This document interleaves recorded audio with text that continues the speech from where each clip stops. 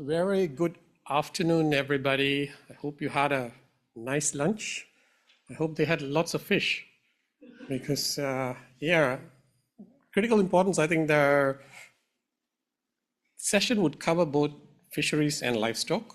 So for the first panel is primarily focused on fisheries, and Omar sitting there is going to be moderating the following panel. And I just found out that you have a separate session on livestock later this afternoon as well. It's not very fair, but so we'll try and eat into your time, Omar, if that's okay. Oh no, it's not okay. Again, good afternoon. Thank you very much for coming here to attend this session. Again, this session, it's really trying to emphasize how aquatic foods are really one of the most dynamic parts of Asia's food system. And fisheries and aquaculture really support, as you know, livelihoods, hundreds of millions of people, and also provide one of the most affordable sources of animal protein, and from a micronutrient perspective as well. Yet, we've heard in the past few days as well, where I think most areas from a calorific perspective, they're probably, from a food security perspective, they are sufficient. But again, from a calorific perspective, often ecosystems are compromised as well, and the ability to access protein sources are equally compromised. So yet, despite the importance of fisheries, I think the sector still somewhat sits at an intersection, really, of multiple systems: food, water, coastal infrastructure, ecosystems, and private sector investment in this space as well. It's the buzzword always to catalyze more private investment in this space, but it's often very difficult. And most importantly, again, mentioning is the climate risks, the climate risk impacts and impacts which are already happening. From an ocean's perspective, we know that really people refer to the ocean as the Earth's air conditioner, absorbing most of the heat. And we are increasingly seeing the impacts of this on aquatic systems and nearshore fisheries, coral reefs as well collapse, and a few other things. But yet often climate risk analytics at a national level do not take into consideration those issues sufficiently, what's happening in the nearshore area and in the oceans. So anyway, going back to the session, we will also be discussion will explore how we can move from isolated interventions to also scalable investments in this space. The panel is going to discuss a range of things, including policy, public infrastructure, and ecosystems, and also mobilizing private sector finance. And we'll also try to look how ADB can help package all these elements to further support sustainable and resilient and inclusive growth across fisheries, aquaculture, and the broader blue economy. So without further ado, we have an excellent panel here bringing perspectives from research, from private sector, from nature-based solution space, and from large infrastructure systems as well. I would like to invite first Professor Eddie Allison, who's an expert with 30 years of experience in academia, policy, and significant global influence on livelihood and food systems, particularly in fisheries and aquaculture. He's worked on the sub-Saharan, Africa, Asia, Oceania, Latin America, North America, and Europe. He also advises the high-level panel for sustainable ocean economy. Welcome, Eddie.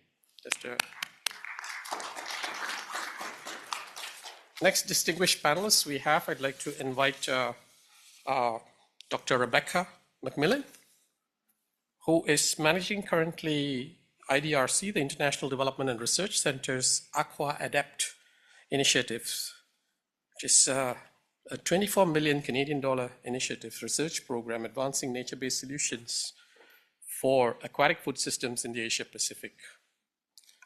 Rebecca, thank you for being with us. Third panelist from ADB, Private Sector Operations Department, I'd like to invite Matthew Young to please come join us on the stage here. And he has extensive experience, yes, Matthew, across agribusiness value chain with a strong focus on Southeast Asia. His work spans a full investment cycle from deal origination to structuring to execution and closing of corporate finance transactions alongside strategic business development. And the last but not least panelist, I'd like to invite Blair Spendelov, who is a senior coastal marine management specialist at ADB. He leads projects that strengthens flood resilience and supports strategic adaptation planning across the coastal and delta regions of Asia and the Pacific, with 20 years of experience in coastal and flood risk management and climate adaptation across Southeast Asia and South Asia. Let's welcome Blair.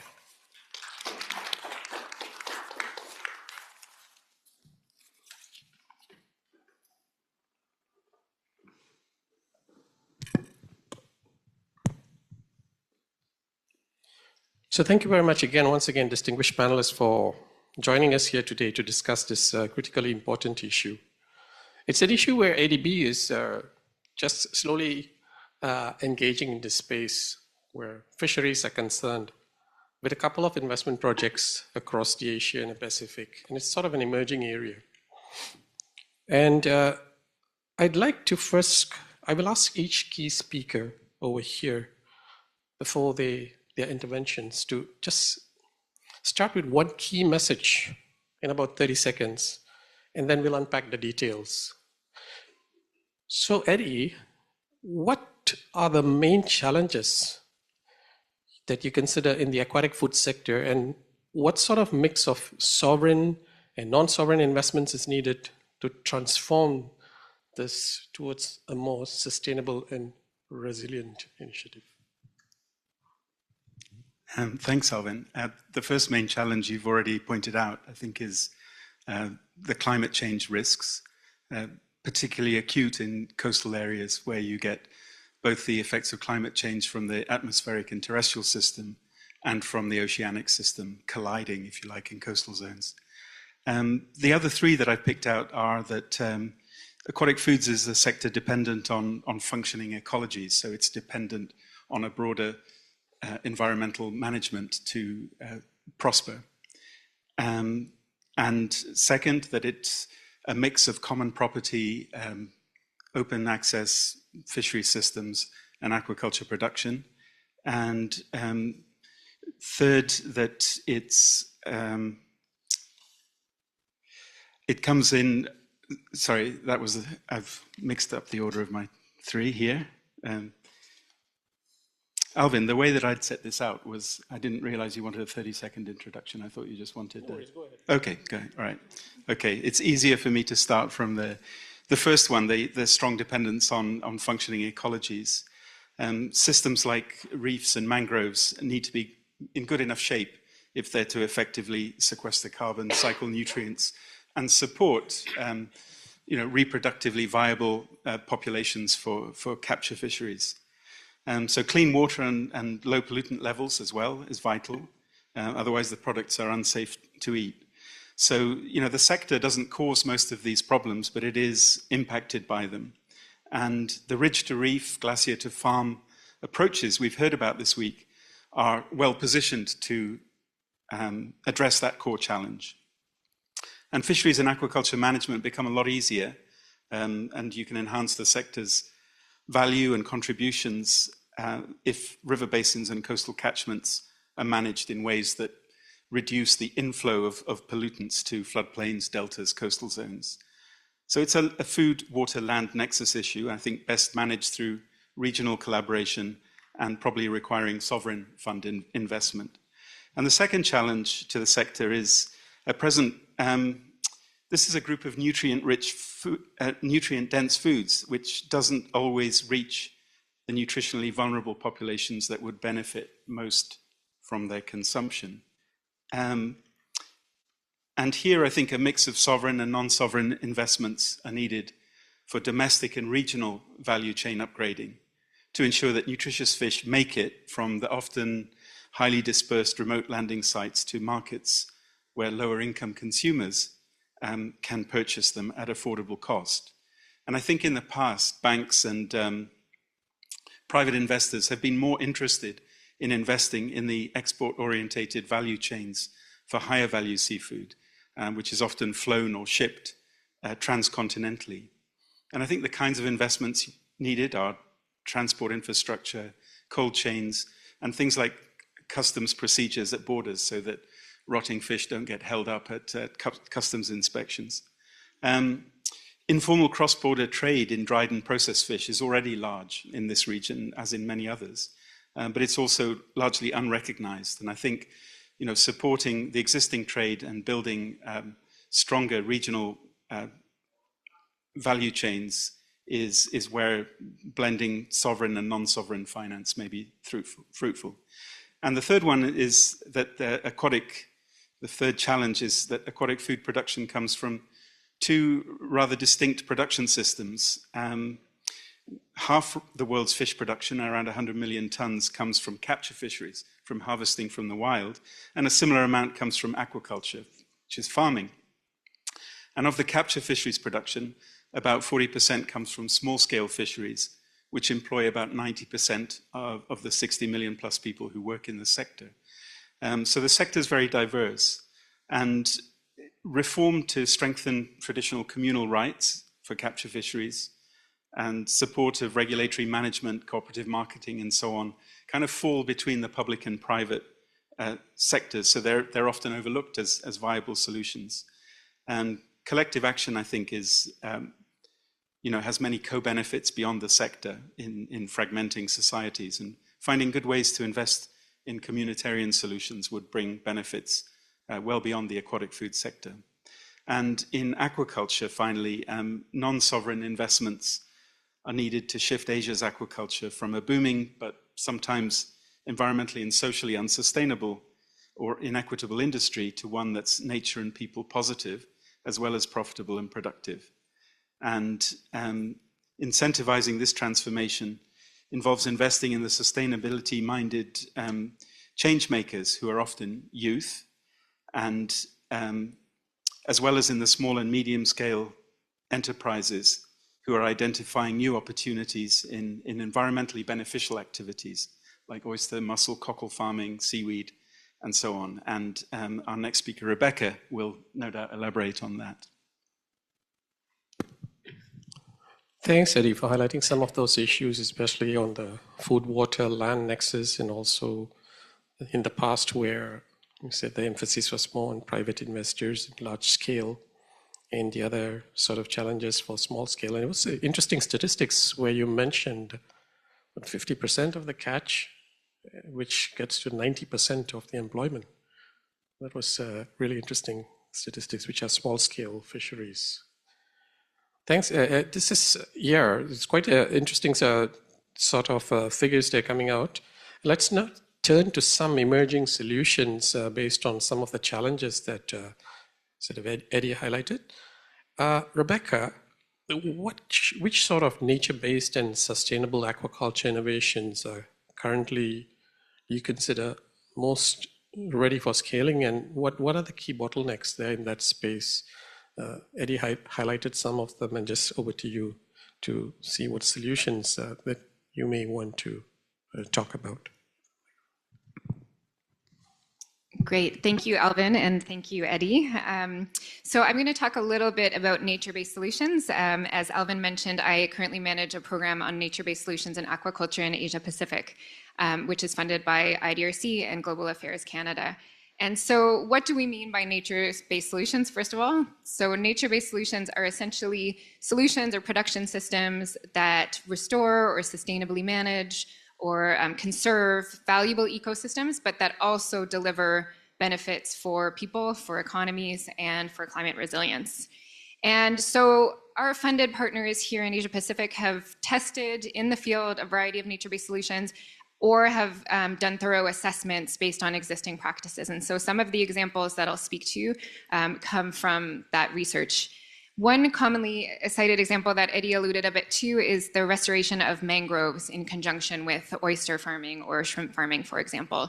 So we know that across this region, for example, in Indonesia, valuable mangrove ecosystems, which are essential for biodiversity and coastal storm protection, have been cleared for, especially for shrimp farming. So we have partners in Indonesia who are testing, based on successful pilots elsewhere, mangrove integrated shrimp farming. They call it climate smart shrimp farming. So basically what this is that an area is dedicated for the restoration of mangroves and another for the improvement of shrimp farming and the intensification of shrimp farming through technologies like improved aeration, wastewater treatment, water quality monitoring. And so these systems have been shown to increase productivity while also delivering some of the benefits of mangroves for climate resilience, water filtration, biodiversity. And yet we know that there are some roadblocks, often high upfront investment costs. There may be skepticism from farmers who are reluctant to adopt new practices.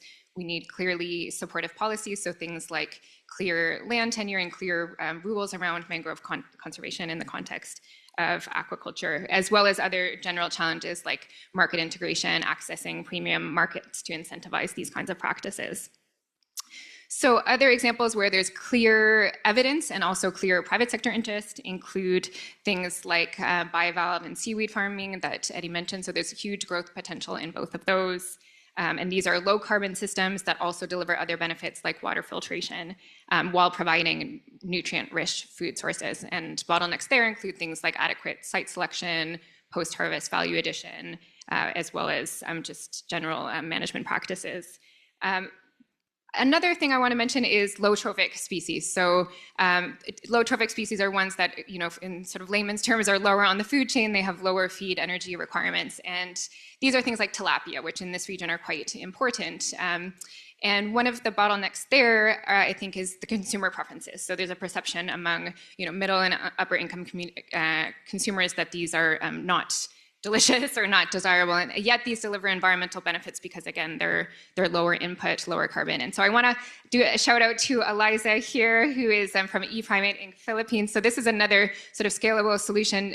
Her and her team have developed indoor land-based recirculating aquaculture systems for tilapia. That's a premium sashimi grade, actually, tilapia. And what makes that nature-based is that they're integrating symbiotic flora and fauna for things like water filtration and supplemental feeds. And of course, this is also climate resilient in the context of the typhoons here in the Philippines because it's a land-based system.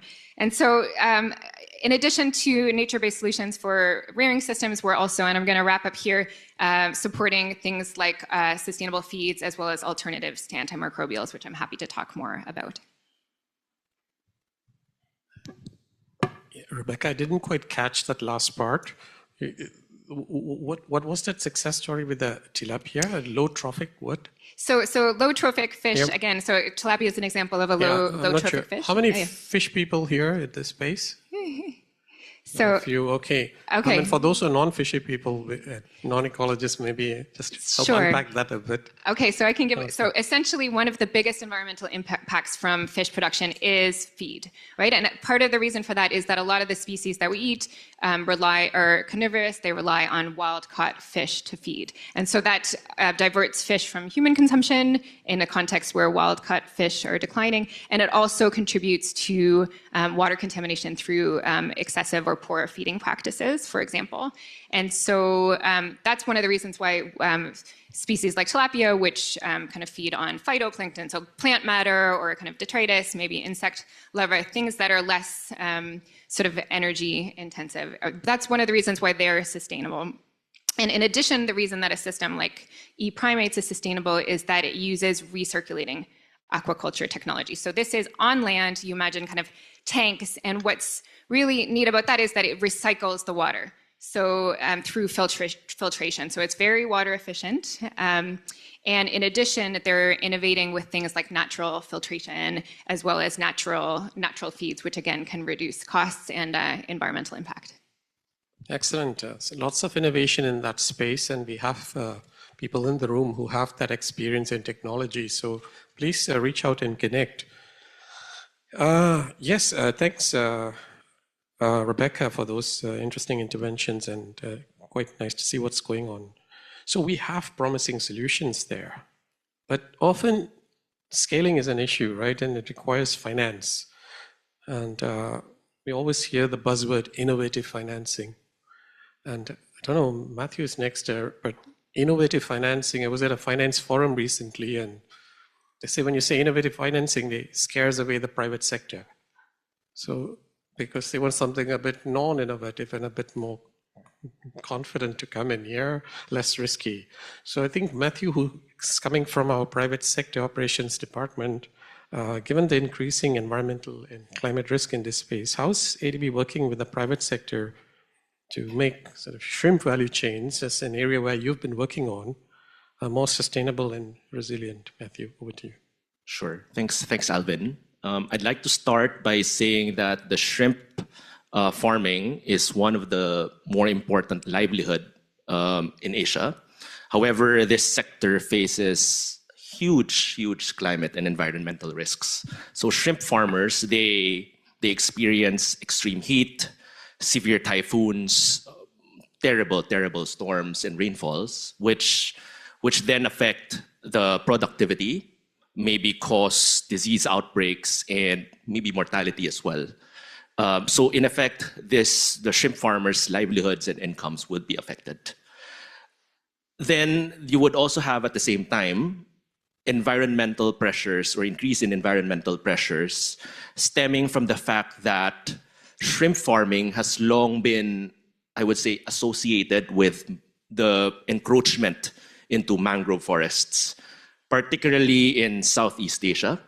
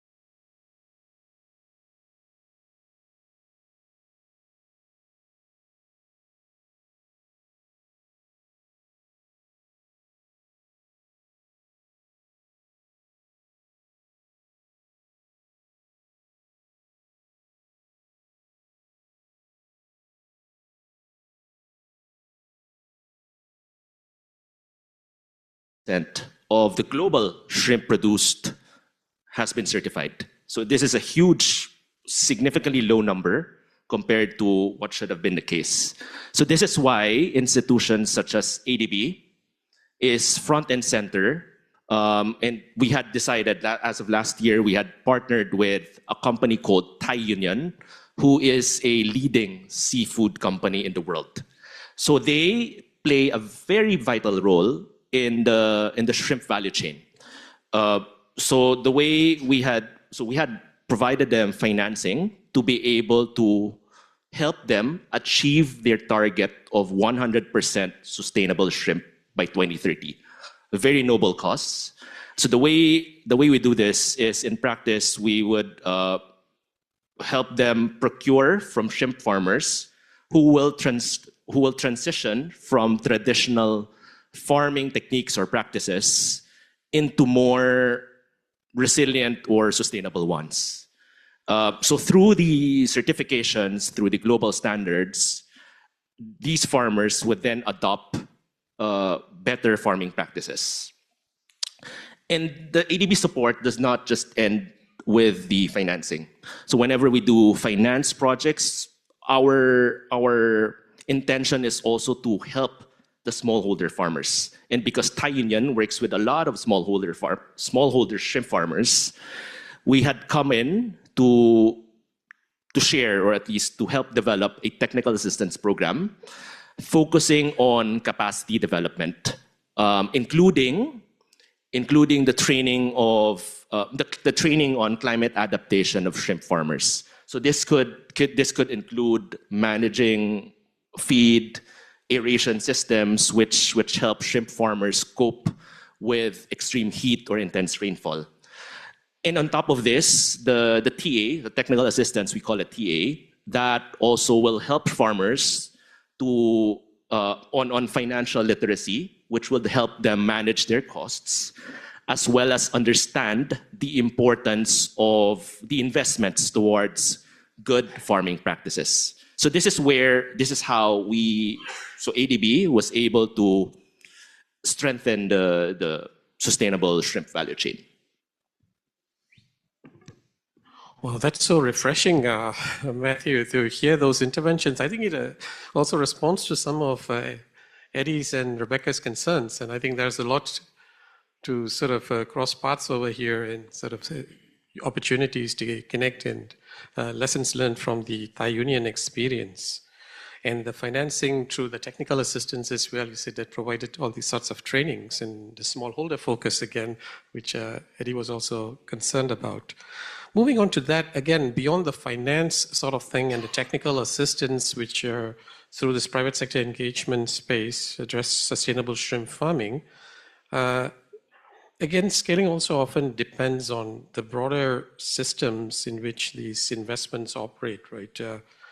We have issues over here where sometimes the situation is a lot more complex than just simply fisheries.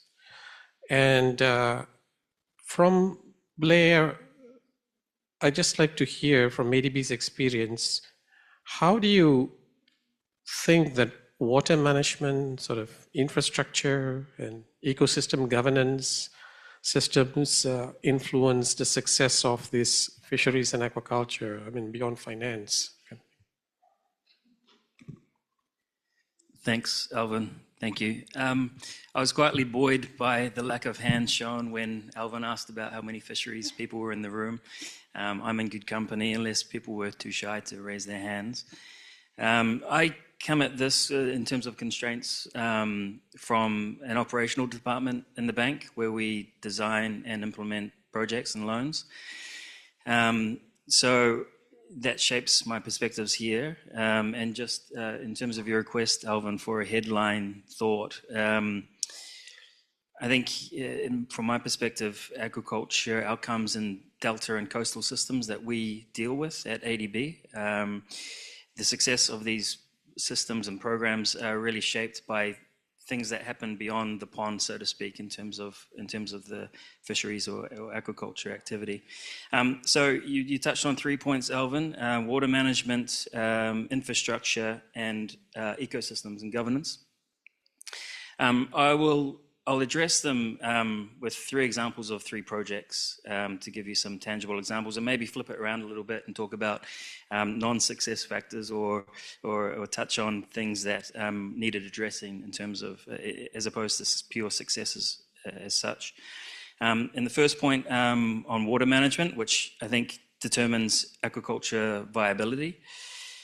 I'll give you an example in Bangladesh, where ADB is involved in coastal resilience projects in the Delta, in the Bangla Delta. In the polder system, there's a network of around 150 polders, coastal polders that were built many decades ago to facilitate primarily, originally, agriculture activities in the low-lying Delta.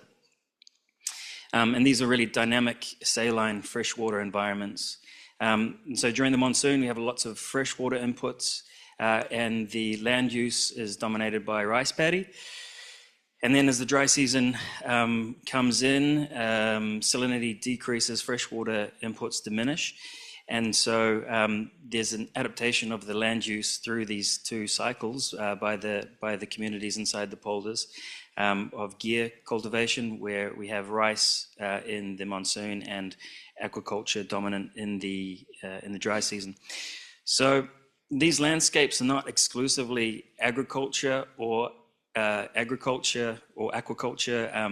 environments. They're really integrated water food systems, where success and outcomes are really governed by how water is managed and how water moves in and out of the system. And the management is really down to decision makers and infrastructure.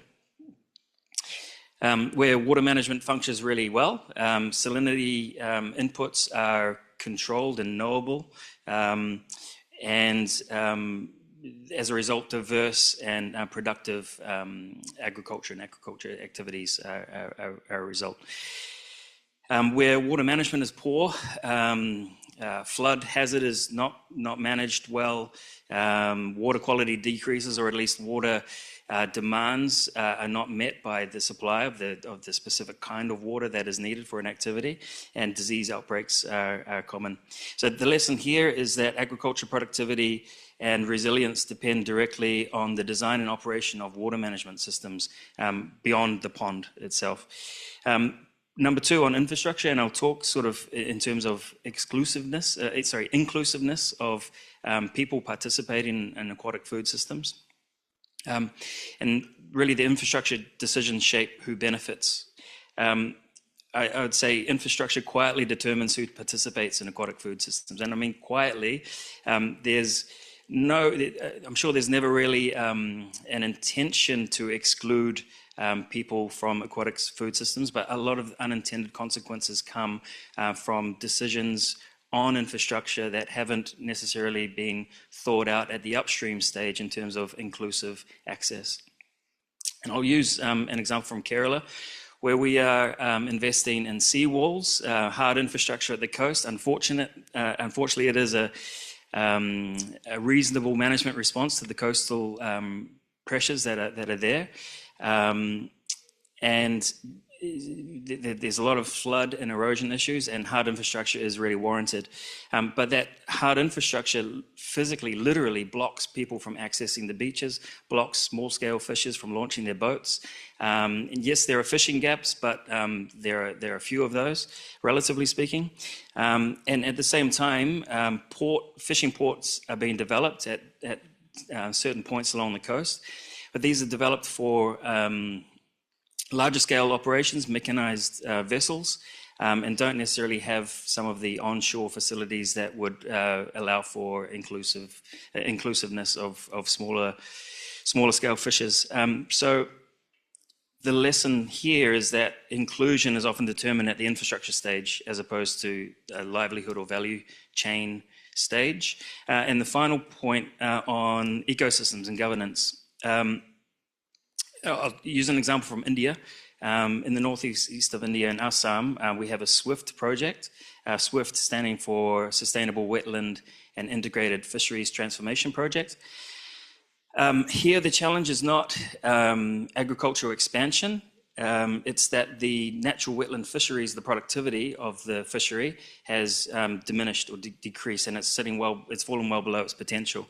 And the ecosystem has degraded due to land use changes, increased sediment loads into the wetland, invasive species, and originally these are floodplain wetlands, right, from connected to the river, and over time these floodplains have been disconnected from the water source from the river. And at the same time, there's governance challenges where operators or concessions have been given to people on a short-term basis. So they're incentivized for short-term extraction and profit as opposed to the long-term sustainable management of the wetland ecosystem. So the project addresses both in terms of ecological restoration, but also establishing community-based management institutions and strategies.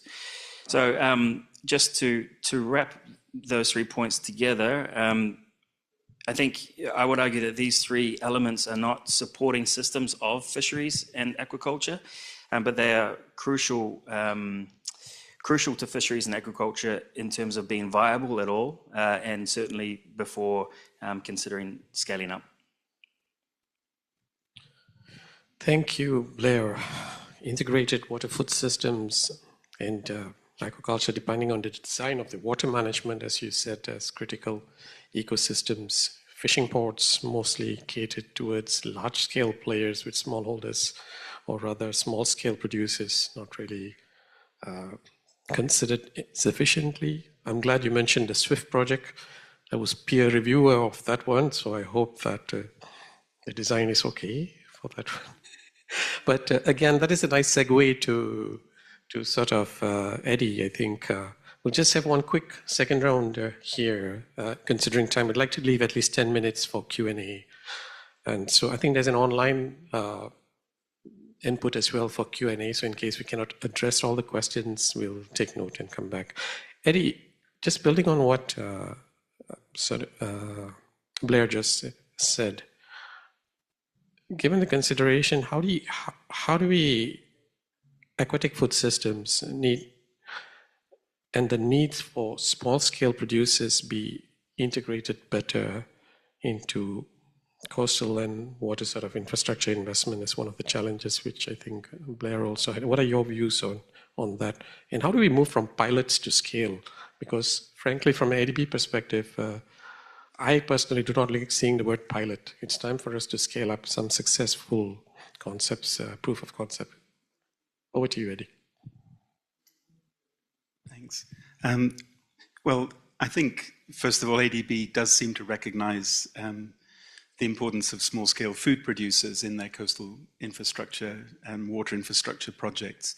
And that's a huge step. I think in the past, that recognition of the existence and the economic and societal contributions of small-scale fisheries in particular, but also small-scale aquaculture, has been a little bit overlooked. The harvests are often hidden.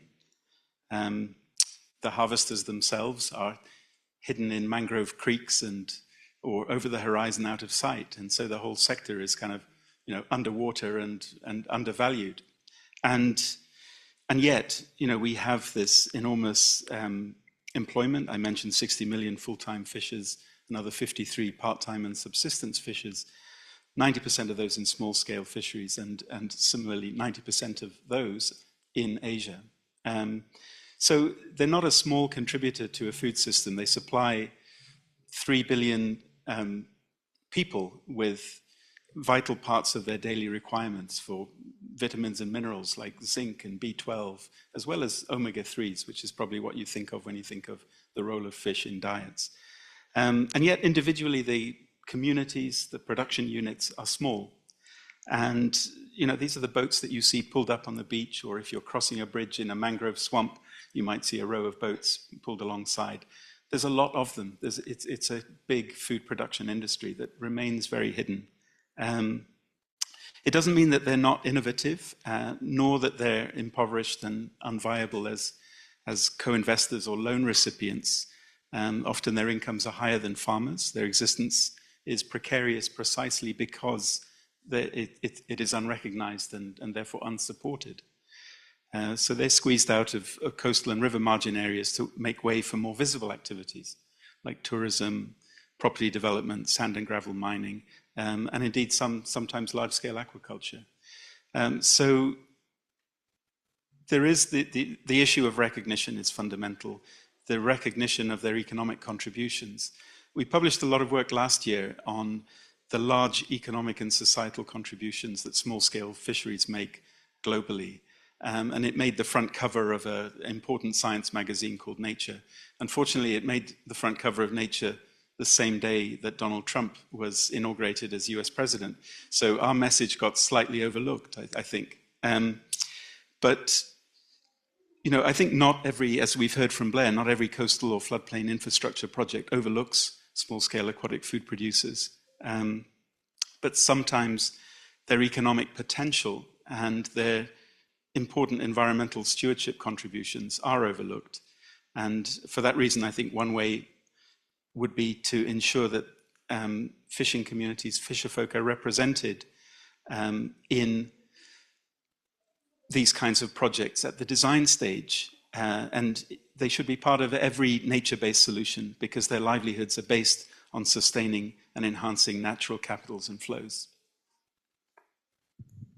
Thank you. It's reassuring to hear that at least we're moving that direction, and I think we have seen in some of the investment projects. I will I'll quickly hand over. Any reactions to what Eddie just said, or because I'm interested in hearing from my God, I forgot Matthew. I'm interested in hearing from Matthew how the financing really was structured for the private sector investment, and how did you go through that process and with Thai Union? Thanks for the question, Alvin. So one of the unique positions of ADB in private sector development is being able to mobilize private capital in addition to its own financing to be able to increase the impact of projects. So in the Thai Union example, we had provided a $150 million loan to them to support working capital requirements, specifically the procurement, processing, and exports of sustainable shrimp. So the loan, the $150 million loan was made in two parts. $50 million came from ADB's ordinary capital resources, which is essentially ADB's own balance sheet. And then the remaining $100 million was done through a structure called a B loan. So a B loan, for those who aren't familiar with a B loan is a mechanism or a tool that ADB uses to mobilize additional private capital from commercial lenders, with ADB acting as the lender on record. So in essence, ADB arranges the financing to bring in additional commercial lenders alongside the loan, alongside them. So this is important because of two reasons. One is this allows ADB to scale up the total financing available for the project, which usually goes beyond what it is able to based on its own balance sheet. And two is because of the presence of ADB, it helps reduce perceived risks. And then because of that, it attracts additional private lenders, especially those that want to invest in sectors that are about to or are transitioning towards more sustainable practices. So this was done in Thai Union's case. We had worked very closely with the company to bring in banks which either are part of their existing lender base or existing lenders, or financial institutions that they want to build long-term relationships with. And because ADB, would have really good relationships with a lot of banks, we were successful in structuring the B loan, and we ended up with 6 international financial institutions backing it. And then the other innovative structure for this project is we came in and we helped Thai Union structure a blue and green finance framework. So blue finance is essentially a subset of green finance, which focuses on water-related projects, including sustainable fisheries, marine conservation, responsible aquaculture. So this was done basically to help them tag the loan or certify the loan as blue. So the framework would allow or identify specific eligible categories, essentially the use of its proceeds. And if it qualifies under the framework, then the loan could be certified as blue. And more importantly, I wanted to highlight that by doing so, Thai Union would be able to also certify future bond issuances or loans under this framework, assuming that the use of its proceeds qualify under the requirements. I wanted to end by saying that this structure was because of the blue tagging, we were able to receive quite a strong and terrific market reaction through the lenders. This is important for ADB, for both ADB and Thai Union, because this was the first syndicated blue loan in Thailand. And I wanted to end this essentially shows you how we were able to leverage innovative financing structures or innovative frameworks, if you will, to be able to mobilize private capital. Thank you, Matthew, on that. I am wary of time, and I just would like, is it okay if I open to the floor for quick Q&As. Yeah, panelists, because of the shortage of time, I just wanted to know if there was any questions were coming from the floor. Yeah, for the questions, please, introduce yourself, where you're coming from, and keep it short and sweet. Okay. Thank you. Hi, I'm Lyra from a company called South Pole, which works on climate advisory. A question for Matthew, or maybe anyone from the panel. You shared earlier that the percentage of certified volumes is extremely low. And obviously, it's going to take time for global volumes to catch up to that. So what do you think are some of the interim alternatives to certification in the meantime, especially for smaller producers who find it very difficult to achieve certifications? Thank you. So in Thai Union's case, so the end goal is to be able to achieve the global certifications, which I mentioned earlier, the ASC and the BAP. But there are intermediary, if you will, certifications, which is called the Aquaculture Improvement Projects, which essentially is a bridge, which acts as a bridge towards reaching those certifications. So for companies that are on the way to transition towards more sustainable practices, they could use that as leverage in being able to at least market themselves, venturing into the sustainability trajectory. Anybody else would like to supplement? Or? Yeah, just to say that with the AquaDapt program that Rebecca leads, that we're developing a sort of a self-assessment tool where farmers can look at the full spectrum of sustainability measures and see how they're performing relative to benchmarks, and to see whether it's worth investing in sustainability. But this might also be a way of transitioning the sector without having to go through the expense of certification for smaller scale producers. Thank you, Blair and Eddie. Any other questions from the floor? Yeah, over there. Microphone. Oh, you have the microphone. Hello, my name is Judith. I'm from CGIAR, specifically the International Livestock Research Institute. My question is for Matthew because of your very explicit example, but really anyone can respond. So forgive me, I'm going to read from my computer. But how do you connect with the smallholder farmers so that they begin farming in a new way that, I mean, to my knowledge, seems very different from their known methods? And perhaps are there co-created solutions or adapted pathways to make them feel like they have ownership over these methods and can champion them within their own communities?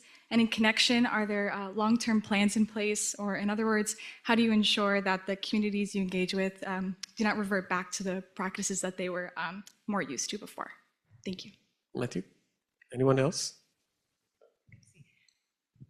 So I can speak a little bit from our partners in AquaDapt, and I think you're bang on. I think a key to adoption is really working directly with the farmers to understand what their problems are and to co-create and co-test the solutions together. And they often work sort of in demonstration effects. Once you have some kind of supportive examples with some farmers, then it sort of scales.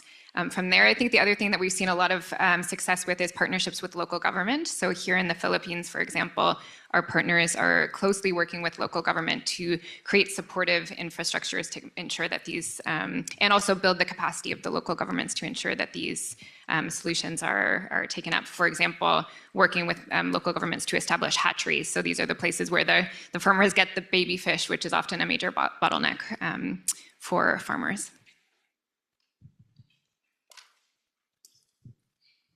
I'm looking at my watch and I probably need to round it up. So I'll just take one final question and then probably, yes. So my question is not on current practice, but to take shrimp value chain, for example.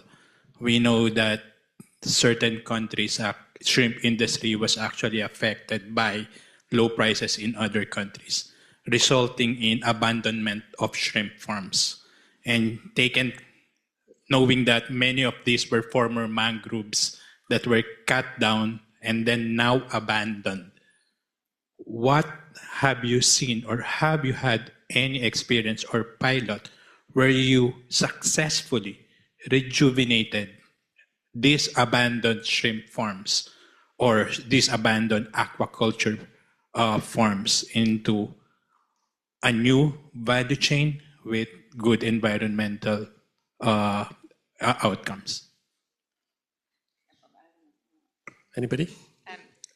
Sure. So in our initiative, we have some examples from Malaysia, in particular, where they've been affected by shrimp disease and low prices. And so there is a private sector actor in partnership with universities that's reviving abandoned shrimp farms through seaweed production, and also the private companies helping those local farmers link with global markets for high-value markets. And now they're trying to improve on that through integrated multi-trophic aquaculture. So essentially, that's where you put seaweed with other species that sort of create a circular system where the wastes from one species feed others, and that can also create new revenue streams as well as having environmental benefits. So the seaweed example has been quite successful in Malaysia.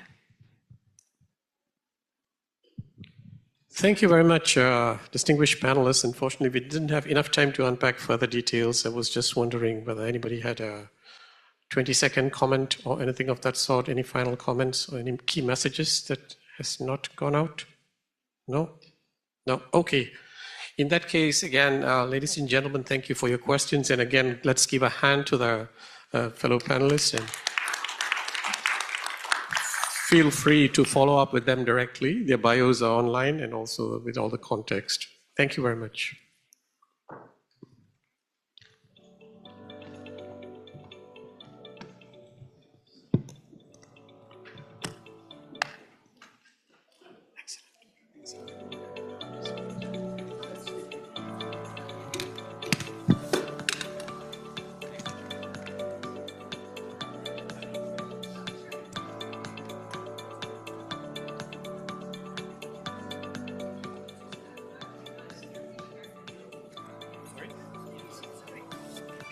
Sorry, colleagues, audience, please stay in. We're straight away go to next round table on livestock.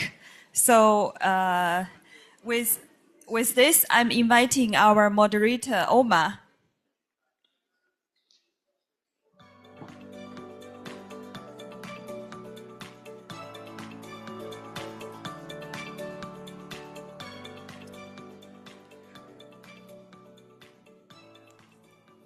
So, is everyone still full of energy?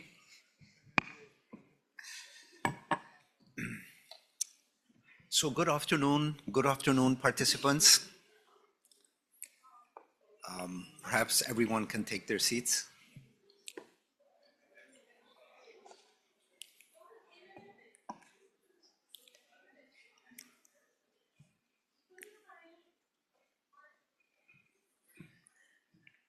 Okay, we're here for our next session, which is roundtable number 2 on livestock value chains, inclusive, bankable, and climate-smart models.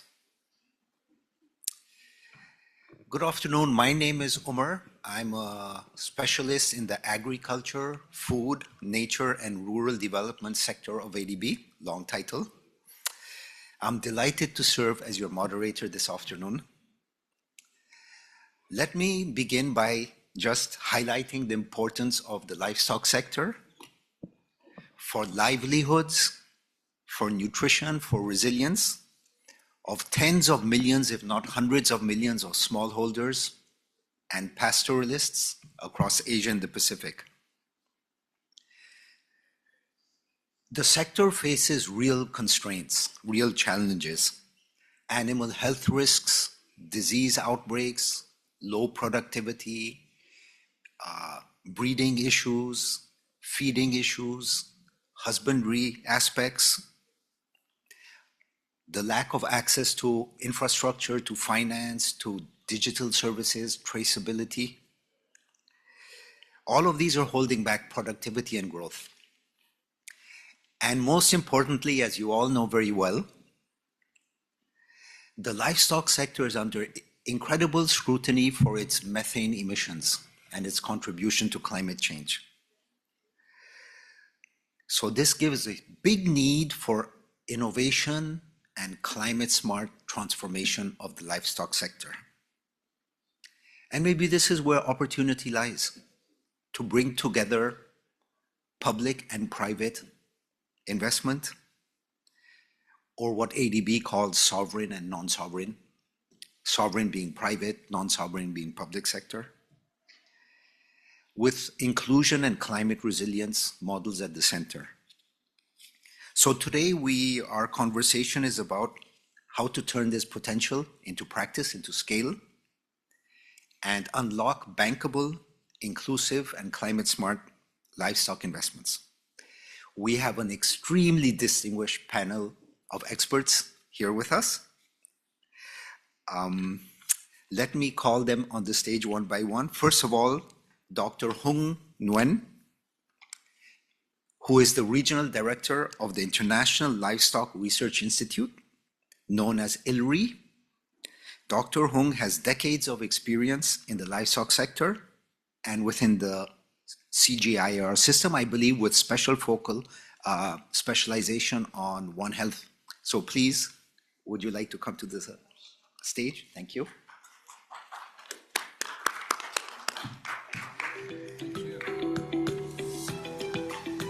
Next, we have Mr. Yukitsugu Yanoma, also known as Yuki. Yuki has extensive experience with ADB, with FAO, with IFPRI in the livestock sector, most recently of which is running a financial intermediation for livestock in Mongolia. So Yuki, would you like to come to the stage? Thank you.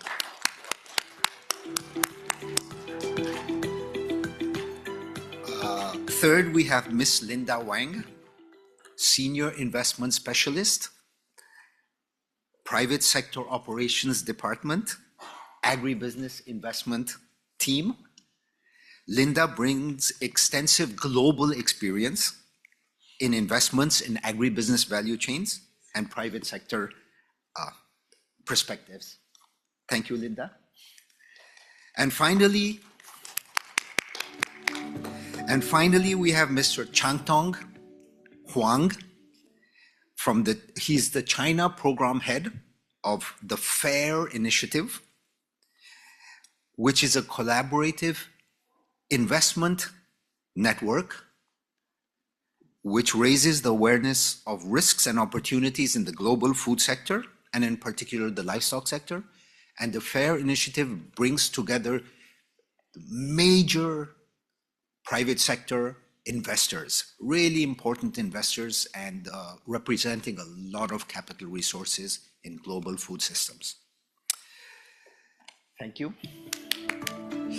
So thank you to our panelists. I'll go straight away to one round of questions, and then we'll open the floor. So Dr. Nguyen, ILRI works extensively on the ground with smallholder livestock production.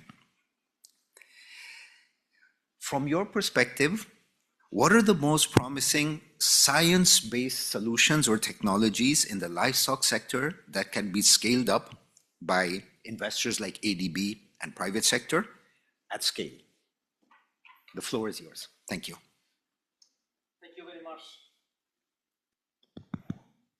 Thank you very much, Omer, for the nice introduction. Good afternoon, ladies and gentlemen. Very happy to be here.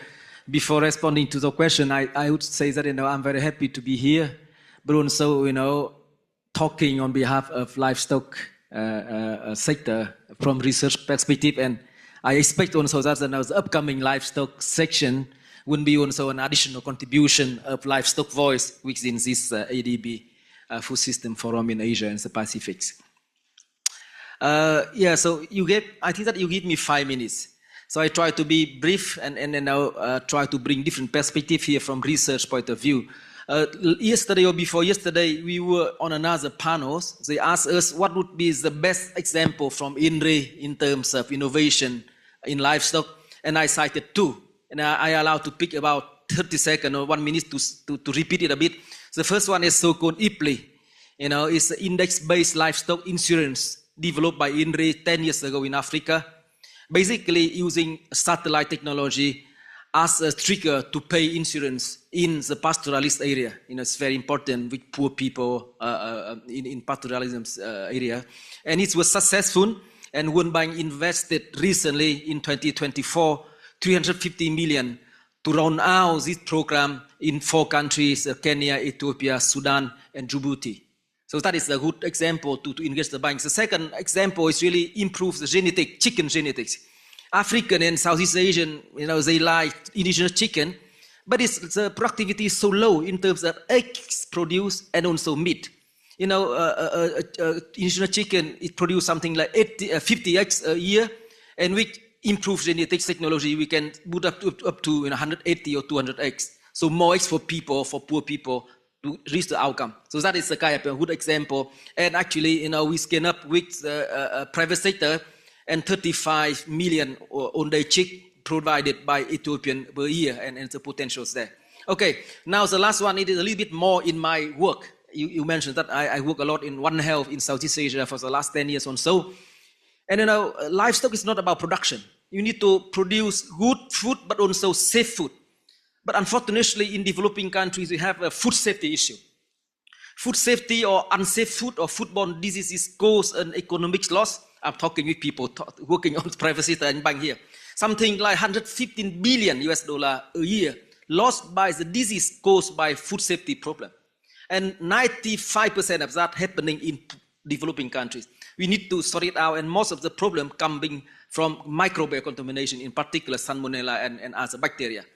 And CGIAR, with INRI and partners, we actually did assessment to understand the risk and economics, etc. But more importantly, we developed with partners the innovation to reduce the burden of foodborne diseases, meaning that bringing down the level of microbial contamination in the so-called traditional and informal market.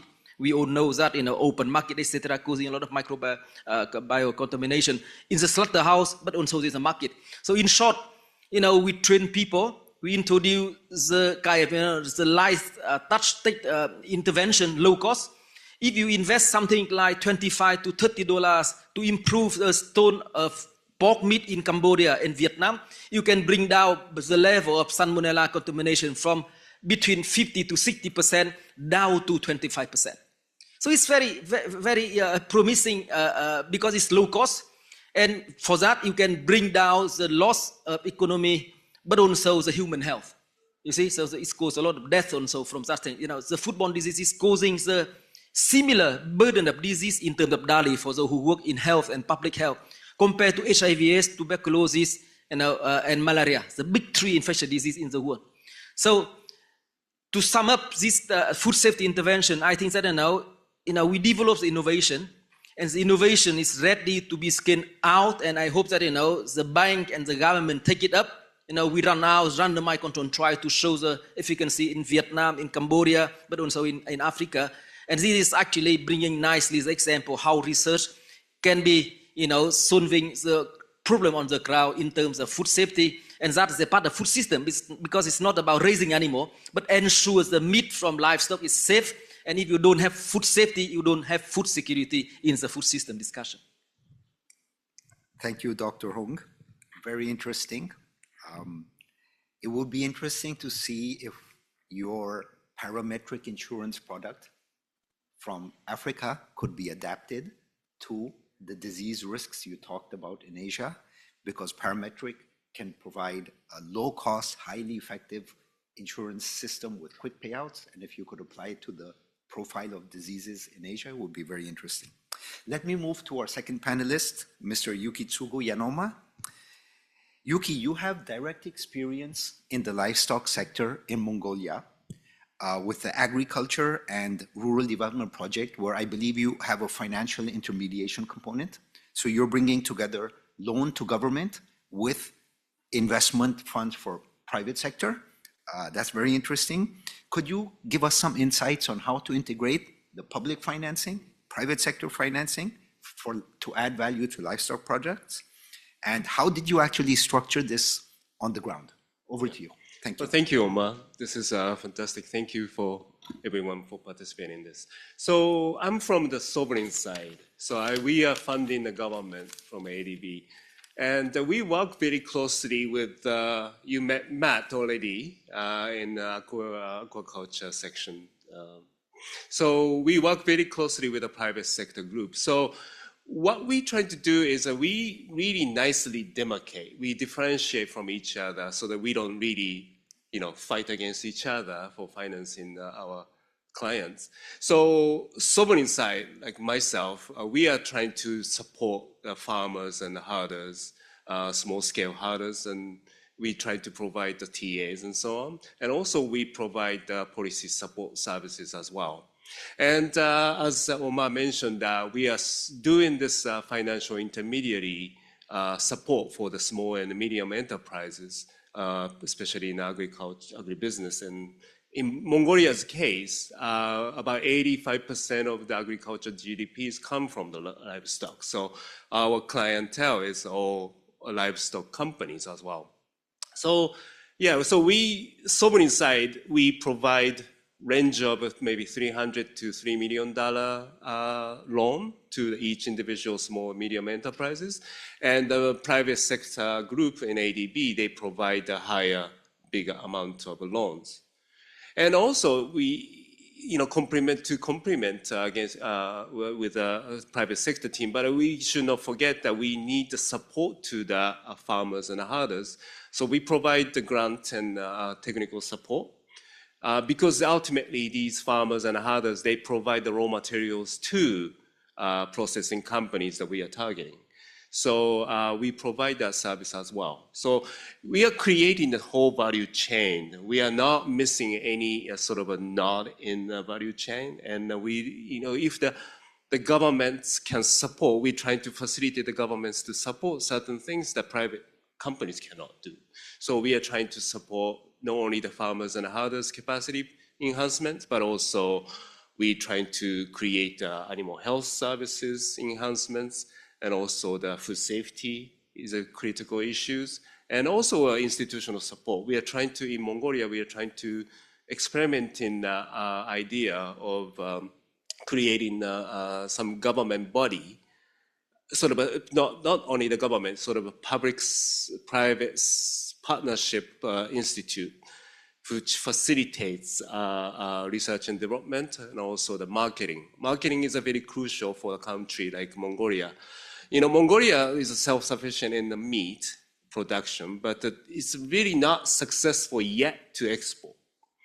So that because the government is not really supporting the sector so much of increasing the marketing. So we are trying to bring all the government as well as the private sector associations to work together to promote the meat in Kashmir, for example, from Mongolia to the increase in the exports overseas. So in Mongolia's case, we are not talking about only livestock is a very diverse sector. So we are not talking about meat and dairy only, but also that we don't really know much about. But agriculture sector, we get into the fashion industry as well. The cashmere is a high fashion. It's a very expensive material. And so, it's a very huge coverage that we are trying to cover and in the livestock sector. So that's what we are trying to do. So. Thank you very much, Yuki. A very illuminating example of how our public sector investments can sort of strengthen private companies until they reach a graduation stage where they can then move on to the private sector operation department. And it's interesting for me, I didn't know that Mongolia doesn't export livestock products. It's such a livestock-based economy. But let's keep on moving. Linda, over to you. We know that you have a lot of experience globally with agribusiness financing. We would like to ask you, in terms of your PSOD private sector clients, what innovations are you seeing at scale, which could be bankable and generate very strong investment returns in the livestock sector? The floor is yours. Thank you, Omar, for having me. Good afternoon, everyone. First of all, I would like to give an overview about our agribusiness investment. So the agribusiness investment team of private sector has been founded about 10 years ago. Since we founded, we have committed 51 projects, and $2 billion has already deployed in 22 developed member countries. Close to 100,000 farmers are trained under 21 technical assistants in 15 developing member countries. And our overall ambition is to reach $11 billion over 2022 to 2030. That will represent 1/3 of ADB's $40 billion ambition for the food security. That's why we see that over the past few years, our agribusiness investment has been growing rapidly.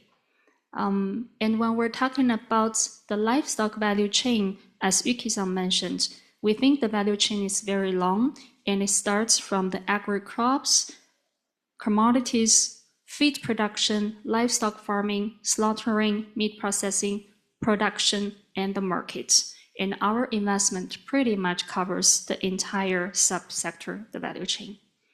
For example, for agri-commodity space, we partner with large traders like LDC, Olam, Ecom, etc. to support their working capital needs. For the feed production, we partnered with large feed producers like New Hope, DHAS, and there are several ongoing.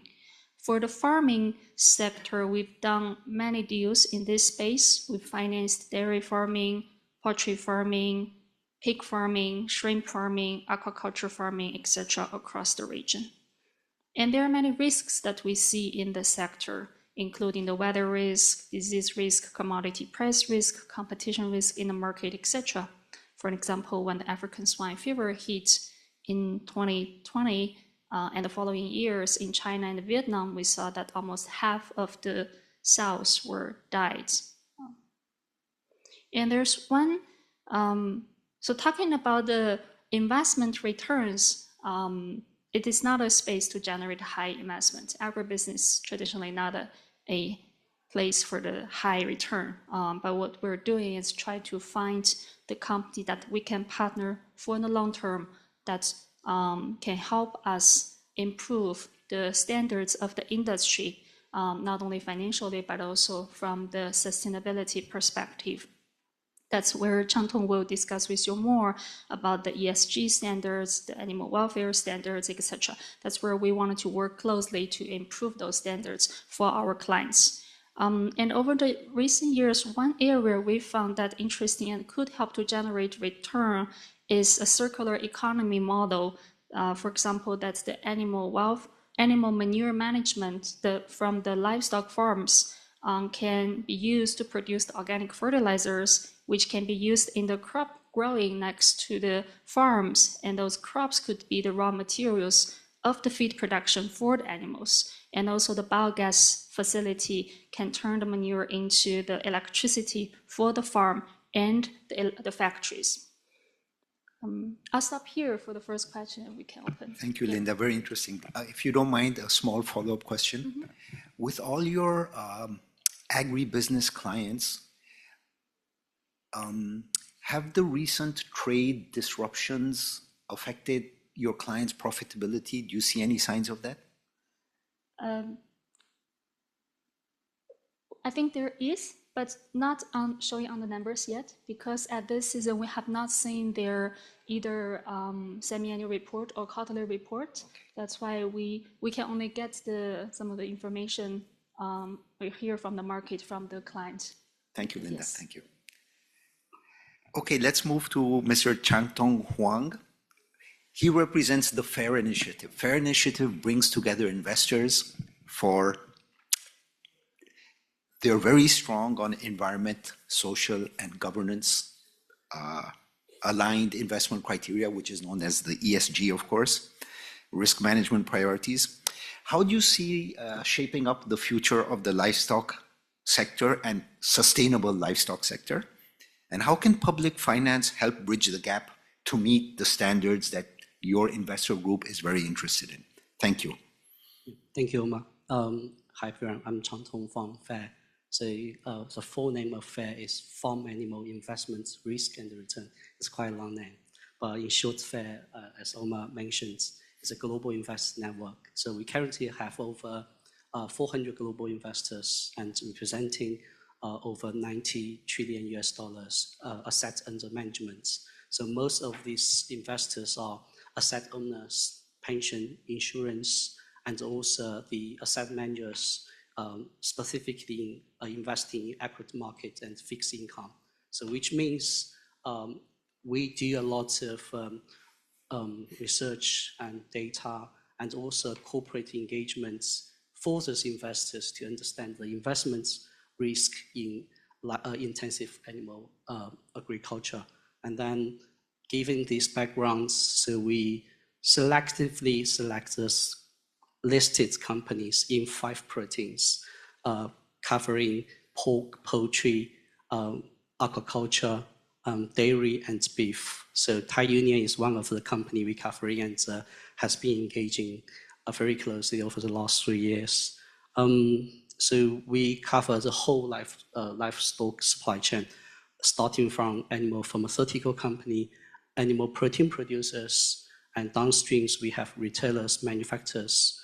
And personally, I'm based in the UK, but focus on China. And then in China, we are covering the largest pork, poultry, and dairy companies, which are also the largest pork, poultry, dairy producers in the world. And because of the vertical business model, they are also most of them, they are also the largest animal feed producers, which requires a lot of import from like soya from Brazil, etc. So it's also very important to identify the whole supply chain risks. But from the investor perspective, so we've seen, so the interest of those investors is how the companies to manage the risks, especially the financial, the ESG risks linked to the financial materiality. So we identify 9 investment risks, including GHG emissions, water scarcity and quality risks, and also deforestation, animal welfare, waste and pollution, etc. Yeah, so, but in China, we've been helping those global investors to better engage with the listed company in China.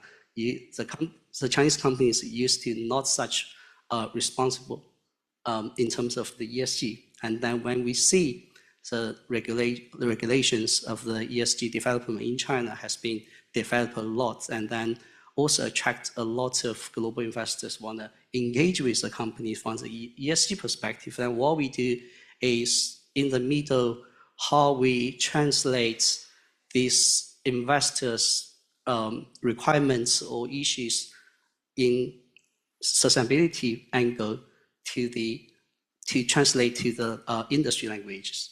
And then also from the company side, we also provide a lot of capacity building teaching sessions to help them why investors are asking those issues. For example, used to like whether the company has SBTi commitments or deforestation and conversion-free targets or reduce the antibiotic usage, etc. So what we can do is because all these topics are interlinked. So when we talk to the company, for example, animal welfare, that's something we've been engaging with the Chinese companies very closely.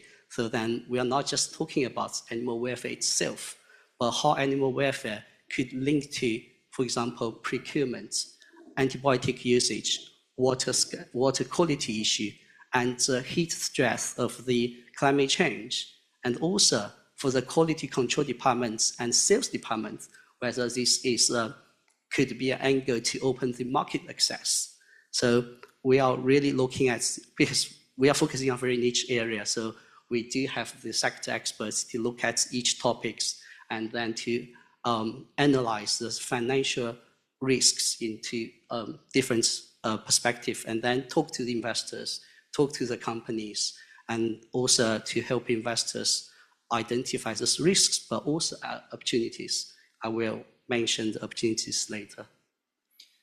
Thank you, Chantong. It's fascinating how investor increase priority on sustainability and ESG is partly driven by corporate responsibility and partly driven by market signals. I think it's a nice equilibrium there.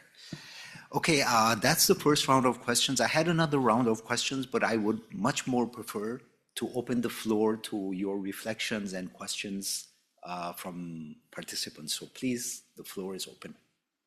Just raise your hand and feel free. Please introduce yourself. Thank you. I'm Tini Sahni from the Aga Khan Foundation. So the question is to the representative from ILRI. One of the issues that we're really seeing is antimicrobial resistance in livestock. And what could be approaches to actually address that sustainably with that long-term perspective that we are focusing on preventing diseases rather than having the disease and then having to use antibiotics? Thank you very much for the question. Actually, so now I didn't address this in the food safety issue, but this is really a pressing issue linked to AMR and AMU in livestock, but also aquaculture. You know, we actually it's the same. 75% of antibiotics at the moment is being used in agriculture sector, only 30% in public health sector. So you could imagine that that is the quantity link between public health and agriculture. But in the same time, you know, yes, so we have been quite active in research in that area. It depends a bit on the production systems. You see, we are here in Southeast Asia, where some of the countries have a massive aquaculture production, in particular shrimp and fish, catfish, but also in livestock. And the common situation we see is, in fact, you know, the access to antibiotics in that region is so easy.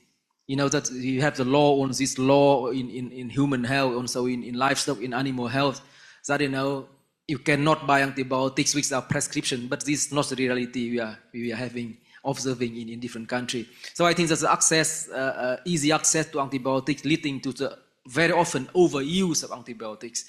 And that is the key point that we need to work on.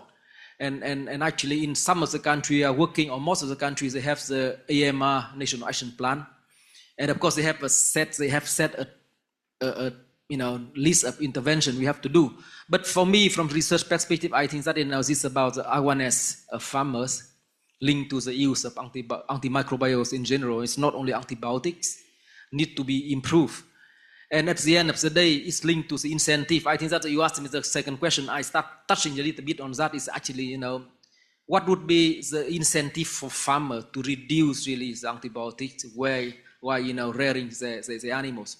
Because they use on the both way, preventive, like you said, but also on treatment. And it's very common that people that use antibiotics mix with the feed. And that is actually the big problem, because to produce 1 kilogram of live pigs or 1 kilogram of fish or shrimp, in Southeast Asia in general, people use around 20 milligram of antibiotics compared to 5 milligram in a northern country like Denmark. You see? So the gap from 5 to 20 show a lot of opportunity to bring it down. Something in between 10 milligram, for example. And that actually is really the incentive that the researchers, the government or private sector will have to offer the options for farmers to select and actually to reach at that level. And I like very much some of the intervention of our colleague here talking about African swine fever in Vietnam or animal diseases, also in Mongolia. Actually, it's very difficult to, you know, strengthen the biosecurity for the smallholder. All this story is very much on the, you know, large investor, large scale, and things like this. But, you know, don't forget that 60 to 70% of our food are being produced by the smallholder. And that actually is the headache at the moment, how to strengthen the biosecurity and investment for these farmers from incentive point of view. So that is a bit very hot discussion we are having on antimicrobial resistance at global level. Thank you. Please. just conscious of time, so just one example is like how we engage with listed companies in the supply chain on antibiotics usage and AMR reduction. So because this is, as we mentioned, is a financial materiality risk for global investors, especially for the insurance companies. And then we have a group of global investors called Invest Action on AMR, and then we are requesting the listed companies is from the downstream side, like quick service restaurant chains, McDonald's, Yum, etc., to set up the antibiotics reduction commitments, then push the suppliers to provide all the informations, and then both the suppliers and also the downstream retailers, manufacturers all have the same group of investors. So that's something, but we also provide a lot of capacity support to both investor companies rather than just push. So, but starting from disclosure to improve the traceability, and then we see what kind of technology solutions linked to this AMR reduction. Thank you. If I may add, during our project screening, we would also like to promote those companies that are antibiotic-free in terms of their farming and their production.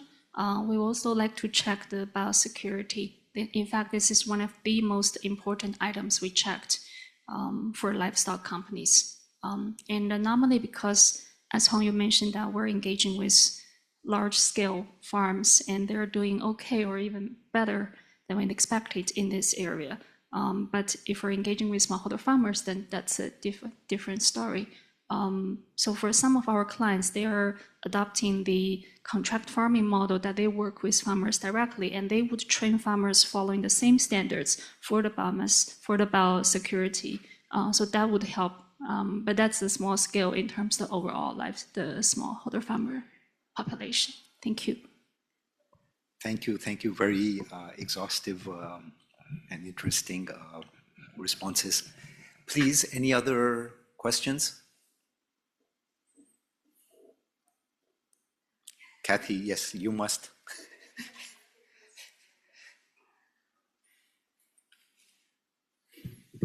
Okay, so my question is to maybe Hong and Mr. Huang, the third-party perspective, because we know in the bank here, we talk a lot of nutrition, and there's a momentum to diversify the diet, right?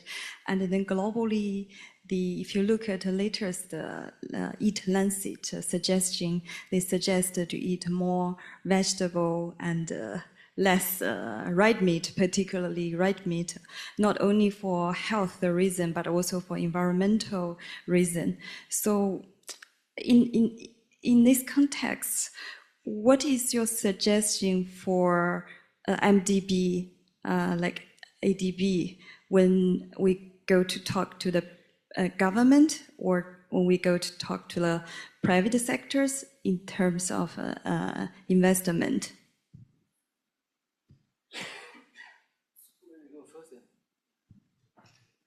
You know, I see that time is up on, so colleagues should guide as well. Okay, thanks, Katie, for the discussion, for the question. I think that, that INRI work in the global south. In most of the developing countries, the level of meat or animal source food consumption is still very low. You see, imagine that in Nigeria, per capita, less than 10 kilograms per year per person consumption in terms of meat, compared to over 100 kilograms in North America or in Europe. So I think that in most of the countries that ADB are covering, I think that we still have to strengthen the animal source food consumption for the healthy diet. This is from my perspective, and the discussion on the climate and north-south should not be the factor to limit people in the global south to reduce animal source food consumption because they don't have options at the moment. You see that I came back from Laos and Cambodia. The stunting rate of children over there is between 30 to 40%. Could you imagine that?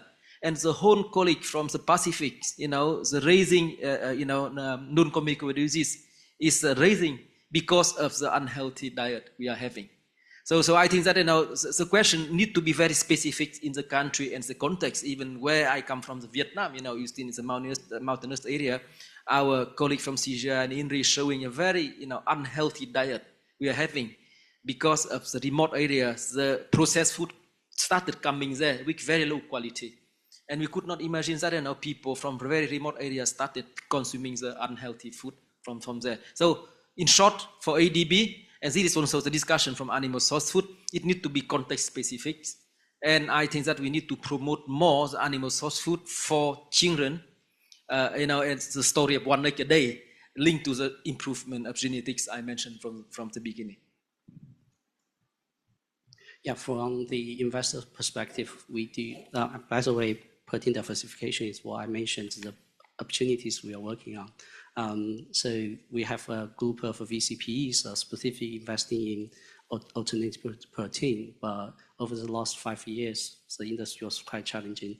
And then one of the work streams we are doing in the last 5 years as well, so we've been engaging with the largest retailers, 20 global retailers like Costco, Tesco, Waitrose, etc., to look at their policy or strategy on the protein diversification, whether they are investing in research and developments and set up the sales targets and also disclose the progress, and also make protein diversification as a way to mitigate the climate risk, and then also as a business opportunity for the company. So that's something what we've done. And then last week, if you look at in China specifically, if you look at the latest 15th 5-year plan, there's one specific sentence about to develop a synthetic biotechnology and also to improve the sustainable protein consumption, which is specifically linked to protein diversification.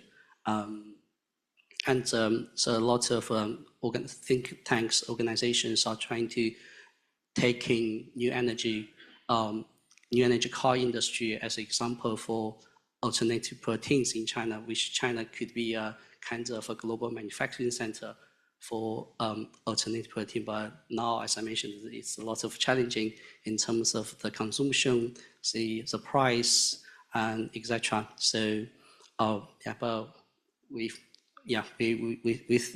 seen this is a kind of a potential opportunity, and now we also see from the quantitative proteins or fermentation, cell-based, there's a lot of policies are developing.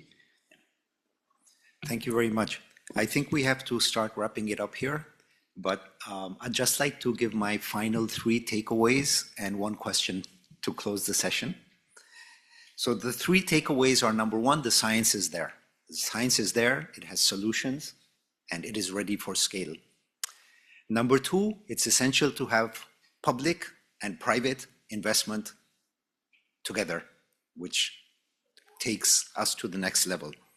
Finally, bankability and sustainability, ESG, must go hand in hand, perhaps driven by market signals. And the final question mark is, we haven't still cracked the question of methane emissions from livestock. Even though we can reduce emissions per head, if there's an expansion in livestock, there's more emissions. Does that lead us to alternative sources of protein? So I'll close it here. Thank you to the panelists for the very rich discussions. Thank you to the participants, and good evening.